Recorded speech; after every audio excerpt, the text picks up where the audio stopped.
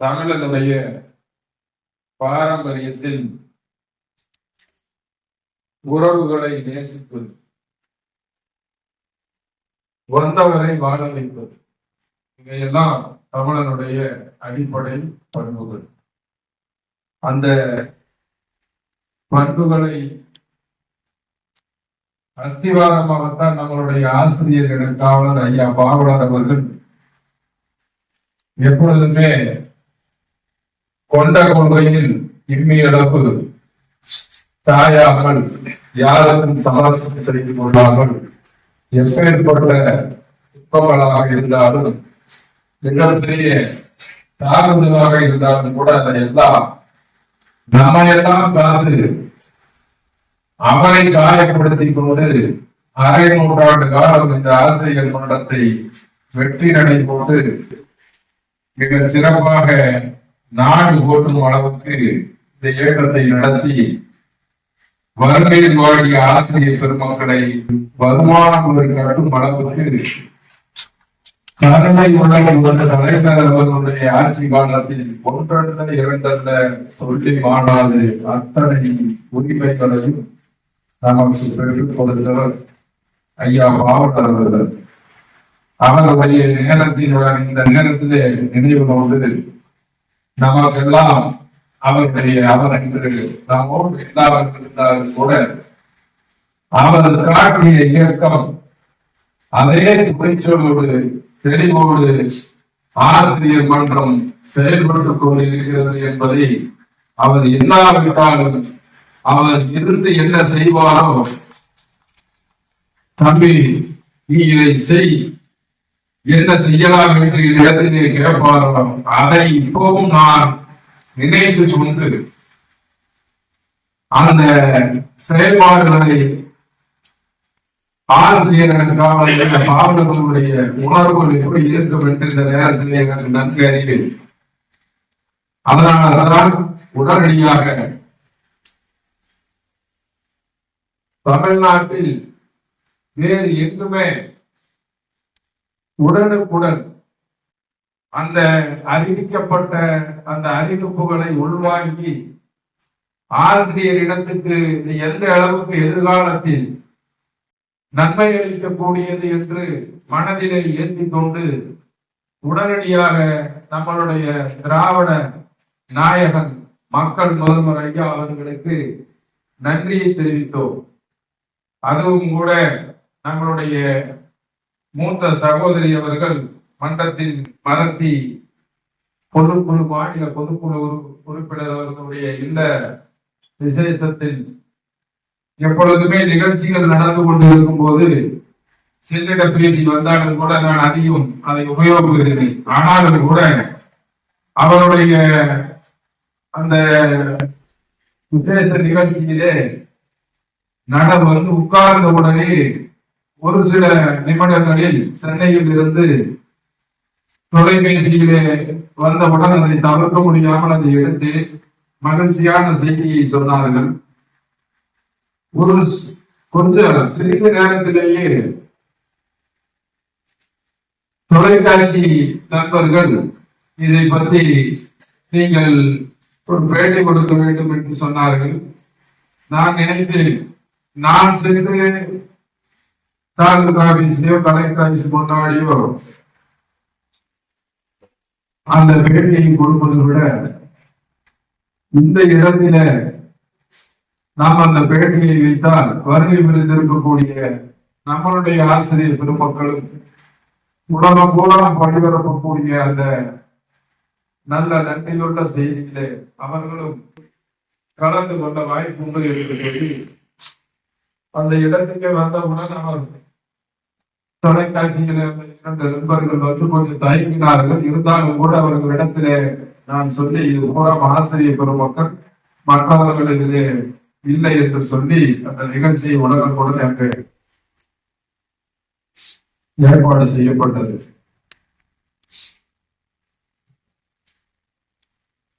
அதற்கு பிறகு செய்தித்தாள்களை உடனடியாக தமிழிடத்திலே சொல்லி உடனடியாக செய்தித்தாள்களுக்கு செய்தி எழுப்பப்பட்டவுடன் அடுத்த நாள் உடனடியாக நம்மளுடைய பேட்டியை பத்திரிகையிலும் பிரசுரிக்கப்பட்டது.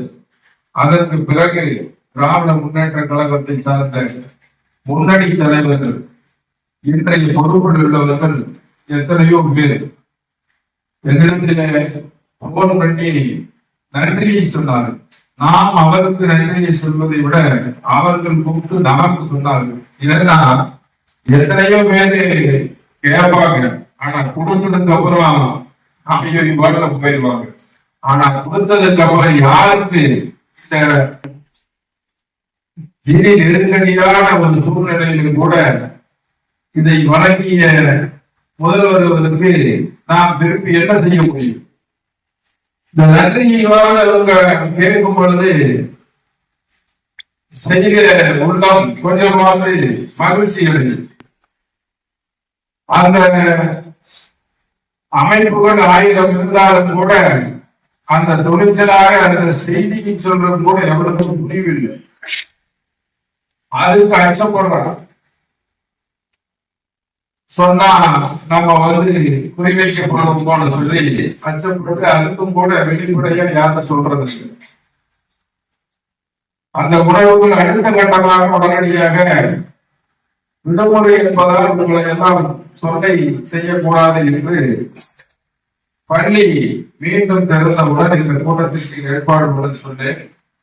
நம்மளுடைய இந்த கூட்டத்தின் தலைமை பொறுப்பெடுக்கக்கூடிய ஒன்றிய தலைவர் அன்பர் தம்பி முருகேஷ் அவர்களும், ஒன்றிய செயலாளர் அன்புடைய தம்பி தினகர் அவர்களும், ஒன்றிய பொருளர் அன்பு சகோதரி ரஷ்யாபிபி அவர்களும் இந்த கூட்டத்தை உடனடியாக சிறப்பாக ஏற்பாடு செய்து உங்களை எல்லாம் மீண்டும் மீண்டும் மாதத்தில் 2 முறை 3 முறை சந்தித்துக் கொண்டே இருக்கக்கூடிய ஒரு சூழ்நிலையை ஏற்படுத்திக் கொண்டார். ஆசிரியர் பெருமக்களே, எத்தனையோ இடைப்பாடுகள் இருந்தாலும் கூட, நாம் எல்லோருக்கும் எல்லா வேலைகள் இருந்தாலும் கூட கூட்டம் என்பது நம்மளுடைய உணர்வுகளை நாம் கடந்து வந்த பாதைகளை நம்முடைய மூத்த ஆசிரியர் திறமொழி கூறியதை போல ஆரம்பத்தில் ஆசிரியர்களுடைய இடையிலே நாம் பட்ட எத்தனை சிரமங்கள், திராவிட முன்னேற்ற கழகம் முத்தமிழறிஞர் கலைஞர் ஆட்சியில் இல்லாத பொழுது ஆசிரியர்களும் அரசு ஊழியர்களும் பட்ட இன்னல்கள் என்னென்ன கொஞ்சமல்ல, நஞ்சமல்ல, வழக்குகள் கொஞ்சமல்ல, போராட்டங்கள் கொஞ்சமல்ல, உண்ணாவிரதங்கள் கொஞ்சமல்ல, மறியல்கள் கொஞ்சமல்ல, சிறை சென்றதும் கொஞ்சமல்ல. ஒரே கையெழுத்தில் 1,71,000 பேர் இடைநீக்கம். நீங்க வரலாறே இனி பார்க்க முடியாது. இந்தியாவில் உலகத்திலேயே ஆசிரியர் அரசு ஊழியர்கள் நிரந்தர பணியாளர்கள் ஒரே கையெழுத்தில் ஒரே நாள் 1,71,000 பேர். ஆனாலும் கூட அந்த கொடுமையான சட்டங்களை, அந்த காலகட்டங்களை எல்லாம் நம்மளுடைய ஜாக்டோஜியோ ஆசிரியர் கூட்டமைப்பு மிக துணிச்சலோடு எத்தனையோ முதலமைச்சர்களையும் கல்வி அமைச்சர்களையும் கண்ட இயக்கம் ஜாக்டோஜியோ. அந்த இயக்கம் கடுமையான எஸ்மா சட்டங்கள் ஆசிரியர் அரசு ஊழியர்கள் மீது பாய்ந்தாலும் கூட எவர் ஆட்சி செய்தாலும் எங்களுடைய உரிமைகளை விட்டு தர மாட்டோம் என்று நெஞ்சிலே நிறுத்தி லட்சோப லட்ச ஆசிரியர் அரசு ஊழியர் நம்முடைய சொந்தங்களை களத்திலே திரட்டி கொள்கைகளை எடுத்து சொல்லி உரிமைக்காக போராடி காலை முன்வைத்த காலை பின்வைக்காமல் அடக்குமுறையை நெஞ்சை நிமிர்த்தி எதிர்கொண்டு வரலாற்றில் ஆட்சி மாற்றத்தை ஏற்படுத்தி ஆட்சியில் இல்லாத பொழுது எதிர்கட்சியாக இருந்தவரிடத்திலே வாக்குறுதிகளை அரசியல் தந்திரமாக சாணக்கியத்தனமாக ஜெயகோஜியோ அந்த வாக்குறுதிகளை பெற்றுக்கொண்டு யார் வந்தால் நமக்கு இந்த வாக்குறுதிகளை நிறைவேற்றுவார் என்று தெளிவாக தெரிந்து கொண்டு ஆட்சியில் இருப்பவர்களையும் குறிச்சொல்லோடு அதிகாரத்தையும் அவர்களுடைய அடக்குமுறையும் நெஞ்சை நிமிர்த்தி எதிர்கொண்டு சிறை கொண்டு அந்த ஆட்சி மாற்றத்தை அடுத்த ஆட்சி தேர்தலிலே மாற்றி ஒரே கையெழுத்தில் அத்தனையும் இழந்ததை மீண்டும் பெற்று தொகுப்பூதியத்தை ஒழித்து காலமுறை ஊதியத்தையும் பெற்றுக் கொடுத்தது ஜெயகோஜியும். ஆசிரியர் அரசு ஊழியர்களுடைய கூட்டமைப்பு மறந்துவிடக் கூடாது. சங்கத்தில் இருப்பவர்களை தயவு கூர்ந்து பொறுப்பாளர்களை, அதுக்குதான் நான் சொல்றது, பொறுப்பாளர்களை மதிக்க கற்றுக் கொள்ளுங்கள் உறுப்பினர்கள். உங்களுக்கு இருக்கிற வேலையை விட 1000 மடங்கு அவர்களுக்கு வேலை இருந்தாலும் கூட 6,24,000 பேர் தமிழ்நாடு உறுதியளிக்கப்பட்ட ஓய்வூதிய திட்டம். ஆனால் இது கடலுக்கு வந்து எத்தனை லட்சம் பேர் நினைத்து பாருங்கள். ஆனால் அந்த கூட்டமைப்பு எல்லோரும் வரவில்லை என்று தன்னுடைய கடமைகளை செய்யாமல் ஒதுக்கி இருந்ததா? இல்லை, கூவிக்கொண்டே இருந்தார்கள், அழைத்துக் கொண்டே இருந்தார்கள். வருபவர் வரட்டும், நம்முடைய கடமைகளை செய்வோம் என்று எண்ணிக்கையை பார்க்கவில்லை.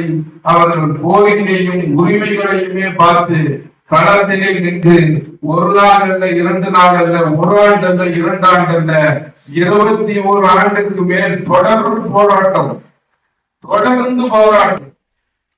அத்தனை போராட்டங்களும் தொடர்ந்து போராட்டம். 2 முறை தொடர்ந்து ஆட்சியில் அமைத்தது அண்ணா திராவிட முன்னேற்ற கழகம். இதே முன்னாள் முதலமைச்சர் EPS அவர்கள் இந்த திட்டத்தை அவரே கொண்டு வந்திருக்கலாம்.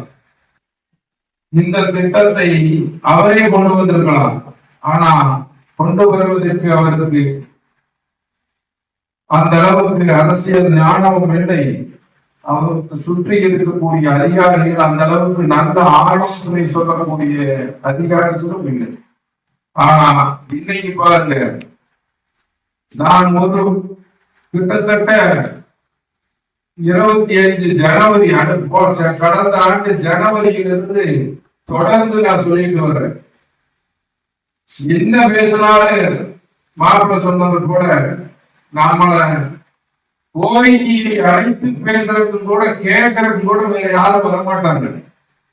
ஆனால் இந்த ஒரு அரசு தான் நம்மள எவ்வளவுதான் நீங்க போராடினாலும் கொடுக்கிறதும் இந்த அரசு தான் நமக்கு கொடுக்கும். அதை கேட்கக்கூடியது முறையா கேட்கணும், மரியாதையா கேட்கணும். நம்ம ஆசிரியர்களை விட்டு கொடுத்து இன்னொரு கட்சிக்கு நம்ம சப்போர்ட் பண்றது அல்ல.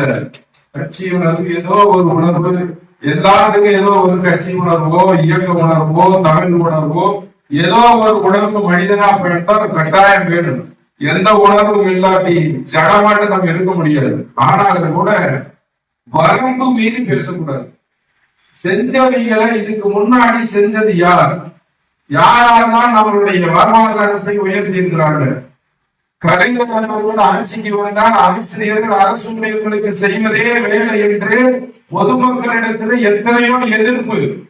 ஆனாலும் கூட கலைஞர் அந்த எதிர்ப்பை எல்லாம் பொருட்படுத்தாமல் ஆசிரியர் இடம் கற்பிக்கக்கூடிய இடம், அறிவை போதிக்கக்கூடிய இடம், நாட்டை நல்வழியில் செலுத்தக்கூடிய ஒரு இடம், அந்த இடம் வறுமையில் வாழக்கூடாது, அவர்களுக்கு இதை விட்டா எந்த சோர்ஸும் இல்லை என்று தன்னுடைய அருகில் இருக்கக்கூடிய அமைச்சர்களுக்கு மட்டுமல்ல அதிகாரிகளுக்கும் சொல்லி ஒவ்வொரு முறையும் ஆசிரியர் அரசு ஊழியர்களுக்கு அவர் தொடர்ந்து நம்மளுடைய கோரிக்கைகளை செய்து கொண்டே இருந்தார், நிறைவேற்றிக் கொண்டே இருந்தார். உங்களிடத்திலே நான் இதுக்கு முன்னை கூட சொல்லியிருக்கிற வள்ளுவர் கூட்டத்திலே பாவலர் ஐயா பாவலர் அவர்கள் இருக்கும் போது நன்றி அறிவிப்பு கூட்டம், மிகப்பெரிய தலைவர் கலைஞர், இந்தியாவிலேயே மூத்த தலைவர், அப்பேற்பட்ட தலைவர், 5 முறை முதலமைச்சராக இருந்தவர். அவர் முதலமைச்சராக இருக்கும் பொழுது நிறைவேற்ற கோரிக்கைகளுக்கு நாம் நன்றி அறிவிப்பு வள்ளுவர் கோட்டத்தில் வைக்கும் பொழுது அவ்வளவு உயர்ந்த மனிதர். அவர் என்ன சொன்னார்னா, ஆசிரியர்களை பார்த்து உங்களை பொல்லாம் பார்த்து பார்த்து கொண்டே இருக்கலாம். எவ்வளவு தூரம் நம்மள அவரை நேசிச்சிருப்பாரு பாருங்க. ஒரே ஒரு மாமனிதர் நேசித்து காட்டி நம்மளை லட்சம் படைச்ச ஆசிரியர் அரசு ஊழியர்களுடைய குடும்பம் எவ்வளவு தூரம் இன்னைக்கு சமுதாயத்திலே போட்டி கொண்டிருக்கிறது. நாம் எவ்வளவு தூரம் பொருளாதாரத்திலையும் சமுதாயத்திலே மதிக்கக்கூடிய ஒரு நிலையில் எந்த அளவுக்கு உயர்ந்திருக்கிறோம். அவ்வளவு தூரம் நேசித்த நம்மளை அவர்கள் நம்மளுடைய நிலைமை அவர்களுடைய வீட்டு நிகழ்ச்சியை போல் சொந்தங்களை போல் நம்மளை நினைத்து நம்மளுடைய வாழ்வாதாரத்தை உயர்த்தி காட்டிய கலைஞருக்கு என்றுமே நாம் விசுவாசமாக இருக்க வேண்டும். என்றுமே விசுவாசமாக இருக்க வேண்டும். தொடர்ந்து போராடணும். ஒரு நிமிஷம் நினைச்சு பாருங்க. 6ஆம் தேதி தொடர் வேலை நிறுத்தம். இந்த தொடர் வேலை நிறுத்தம் நடந்திருந்தது வைங்க, எத்தனை பேருக்கு மனம் வச்சது. இன்னைக்கு இவ்வளவு நிம்மதியா உட்கார்ந்துருக்குமா? எத்தனை பேருக்கு மன உளைச்சல், எத்தனை கேள்விக்கு பதில் சொல்றது. உடனே நாளைக்கு நீங்க போயாச்சா, நீங்க இதுவரைக்கும் நம்ம அந்த வருஷத்துல ஒரு வருஷத்துல போடிய பண்ணாட்சி கூட அன்னைக்கு போன் பண்ணி அவரு போயிட்டாரா, இவங்க போயிட்டாங்களா, ஒரு நலம் விசாரிக்கிறது. எவ்வளவு மனம் வச்சது. வீட்டுக்காரர் பதில் சொல்லணும். ஏன் நீ போன டீச்சர் போன தெரிஞ்சு ஏதோ பேங்க் போயிருப்பாங்க, இல்லைன்னா ஏதோ பிளட் டெஸ்ட் எடுக்க போயிருப்பாங்க, ஏதோ ஒண்ணுக்கு போயிருப்பாங்க. அங்கெல்லாம் போயிட்டு இருக்கிறாங்க ரோட்ல, இல்லையா போகல. எத்தனை பேருமான பதில் சொல்லு. தொடர்ந்து அது ஒரு நாள் 2 அடையாள வேலை நிறுத்தம், தொடர்ந்து வேலை நிறுத்தம். நினைச்சு பாருங்க அதனுடைய பின்விளைவுகள் எப்படியெல்லாம் இருக்கணும். இப்ப அத்தனைக்கும் முற்றுப்புள்ளி வச்சுட்டாரு. கர்ப்பம் பாருங்க. உடனடியா 22ஆம் தேதியை கூப்பிட்டு அமைச்சர்கள் கூப்பிட்டு இயக்கங்களை கூப்பிட்டு அழைத்து பேசினாங்க. நல்ல முடிவு கொடுக்கப்படும், இன்னும் 5ஆம் தேதி வரைக்கும் டைம் இருக்குது, நல்ல முடிவு வரும் அப்படின்னு சொல்லி அமைச்சர்கள் கூப்பிட்டு சொன்னாங்க. சொல்லணும் மதிக்கிறாங்க, வேண்டும் நினைக்கிறாங்க. மறுபடியும் குழு வந்ததுக்கு அப்புறம், அறிக்கை வந்ததுக்கு அப்புறம் 31ஆம் தேதி அறிக்கை கொடுத்ததுக்கு அப்புறம் மீண்டும் மூன்று அமைச்சர்கள் கூப்பிட்டு பேசுறாங்க. ஒரு நாளைக்கு வரும் சொல்றாங்க. 3ஆம் தேதி நம்மளுடைய 4, 5, 6ஆம் தேதி 6 மட்டத்துக்கு தொடர் வேலை நிறுத்தத்துக்கு நம்ம நோட்டீஸ் எல்லா பக்கம் போயிட்டு இருந்தாலும் கூட அதுக்கெல்லாம் வேலை இல்லை என்று சொல்லி, உங்களுக்காக நான் இருக்கிறேன் என்று சொல்லி அந்த அற்புதமான TAPS திட்டத்தை அறிவிச்சார். அறிவிச்ச உடனேயே அது வரைக்கும் ஒருத்தர் சேஷாத்திரின்னு ஒருத்தர் இருக்கான், அவார்டு. அது வரைக்கும் என்ன சொல்லிட்டு இருந்தான்னு கேட்டீங்கன்னா, தமிழ்நாட்டில ஆசிரியர் அரசு ஊழியர்களுக்கு மீண்டும் பழைய ஓய்வூதிய திட்டம் கொடுத்தா தமிழ்நாடு அரசு திவாலாயிருந்து சொல்லி 4 நாளைக்கு முன்னாடி சொல்றாரு. அப்போ கொடுக்க கூடாது அப்படிங்கிறது அவருடைய எண்ணம். நல்லா நீங்க ஆழமா இருக்குதான் அரசியல் தெரிஞ்சுக்கணும்னு சொல்றது. கொடுக்கவும் கூடாது. கொடுத்தா முதலமைச்சருக்கு நல்ல பேர் வருது, ஓட்டு வாங்கிடுவாரு, வீடு ஆட்சிக்கு வந்துருவாரு. அப்போ ஆட்டம் ஆடுனாங்க தமிழ்நாடு. கொடுக்க கூடாதுன்னு ஒரு முட்டுக்கட்டை பொதுமக்களிடத்துல ஒரு கொந்தளிப்பு ஏற்படுத்துறது அந்த அறிக்கை. இது எல்லாம் பொருட்படுத்தல அவர் கொடுத்துட்டாரு. கொடுத்ததுக்கு அப்புறம் அதே ஆளை என்ன சொல்றாருன்னா, உடனடியா அவர் வீட்லயே உட்கார்ந்து அவரே நோட்டிஃபை போட்டு அவரே டேபிள்ல உட்கார்ந்து ஒரு கணக்கு ஒன்று சொல்றாரு. 25 வயசுல ஒரு ஆசிரியர் அரசு ஊழியர் பணிக்கு சேர்ந்தா 35 வருஷம் அவர் படிக்காமல் இருந்தா 35 வருஷம் 10% பிடிச்சா இத்தனை லட்சம் வருது. 1 கோடியை தாண்டுது. 1 கோடி கொண்டு போய் அவருக்கு டெபாசிட் பண்ணா மாசம் 8% வட்டி வாங்கினா அவர் 88,000 வாங்குறாரு. அவருடைய தொகை அப்படியே வட்டி வாங்க வட்டி வந்துட்டு. இதனால ஆசிரியர் இப்ப புதிய ஓய்வு திட்டம் அறிவிச்சாங்கல்ல, அதனால அவங்களுக்கு எந்த பலனும் இல்லை, கையில் இருக்கிற பணமும் போச்சு. அதே அழைப்படி சொல்றாரு, அதே அழைப்படி சொல்றாரு. இதெல்லாம் நீங்க நல்லா தெரிஞ்சுக்கணும். வாட்ஸ்அப்ல எதுக்காக சொல்றேன்னு கேட்டீங்கன்னா, அவங்களுடைய நோக்கம் நமக்கு பென்ஷன் கொடுக்கணுங்கிற நோக்கம் கொடுத்தா இவங்களுக்கு மீண்டும் தமிழக முதல்வருக்கு நல்ல பேர் வந்துடும். இந்த ஆசிரியர் அரசூழியர்களுடைய பிரச்சனையை வச்சு எலெக்ஷன்ல நம்ம முருகலாக முடியாது, கொடுக்க கூடாது அப்படிங்கறது அவங்க எண்ணம். இப்ப கொடுத்ததும் அவரு கொடுத்துட்டாரு, கொடுத்தவனும் மனசார கொடுத்துட்டாரு. வாங்கினவங்க நம்மளும் புரியாதவங்களுக்கு புரியல, புரிஞ்சவங்களுக்கு மகிழ்ச்சி. ஆனா இதை எதிர்த்து அரசியல் பண்ணிட்டு மூச்சு பேச்சே இல்லை. 3 நாள் 3ஆம் தேதியிலிருந்து சட்டத்தையுமே காணும். என்னடா அறிவிப்பு மேல அறிவிப்பு படிக்கிறாரு, பொங்கலுக்கு வேற 3000 ரூபாய் கொடுக்குறாரு, எதிர்பார்க்கவே இல்லை, வந்து டங்கு டங்குன்னு முழுகுது. என்னதான் பேசுறதுன்னு அவங்களுக்கு அரசியல் சமாச்சாரத்துல அப்படி பேசாமையே அவங்க எல்லாம் அடிச்சு விளாசுறாரு. அதாவது 3ஆம் தேதி முதல்வர் வந்து அறிவிப்பு கொடுக்குறாரு.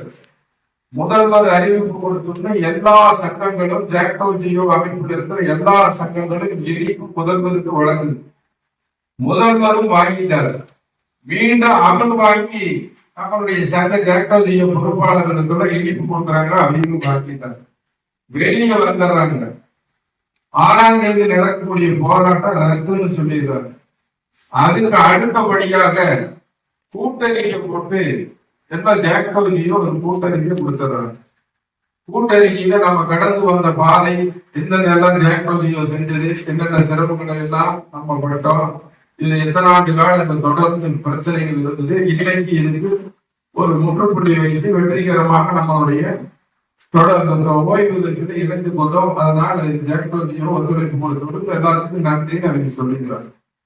இதை தெளிவா இனிப்பு கொடுக்கறாங்க, இனிப்பு வாங்கிடுறாங்க, போராட்டத்தை ரத்து பண்ணிடுறாங்க, கூட்டறிக்கை வெளியிட்டுறாங்க.